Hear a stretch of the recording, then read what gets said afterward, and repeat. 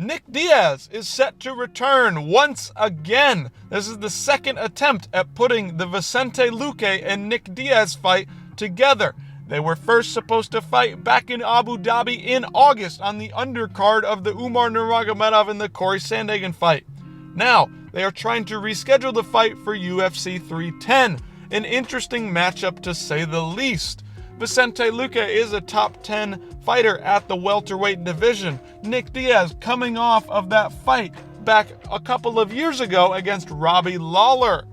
This is going to be interesting. Nick Diaz getting into his later 30s now. Vicente Luque at about the same age, a little bit younger, but somebody who has stayed active in the UFC. Nick Diaz has not fought very often at all. He does, however, have a more recent fight than somebody in the likes of a Stipe Miocic, which is interesting because Stipe will be fighting John Jones at 309.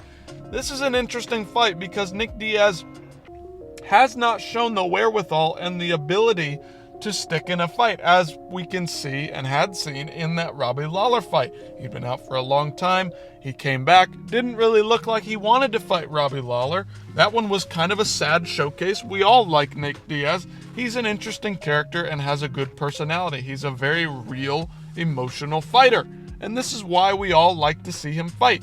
Now he'll be fighting Vicente Luque, who's a dangerous fighter at 170. Vicente Luque always game for a fight. He's one of those guys that will go out on his shield no matter what.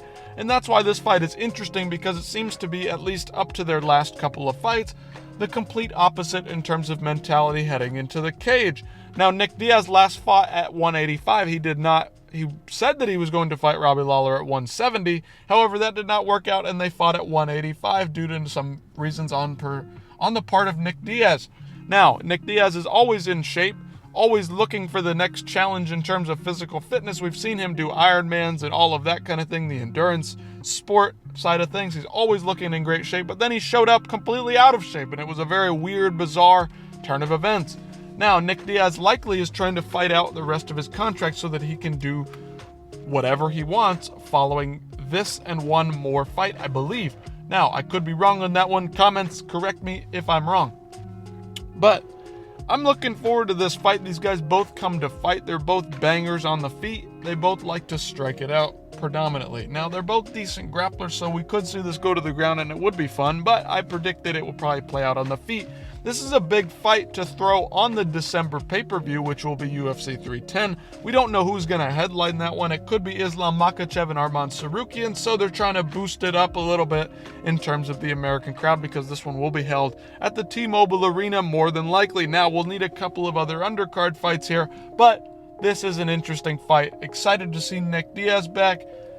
We'll see what happens. I don't know. I'm not holding my breath on this one. I'm not predicting that this one will be an awesome fight, but it's always exciting when a Diaz brother fights in the UFC. Let me know what you guys think about Nick Diaz. Let me know what you guys think about Nate Diaz. Throw it all in the comments. Let me know what you guys think about this fight. What's the rest of 310 gonna look like? That's my question to you. Let me know in the comments, and I'll see you in the next one.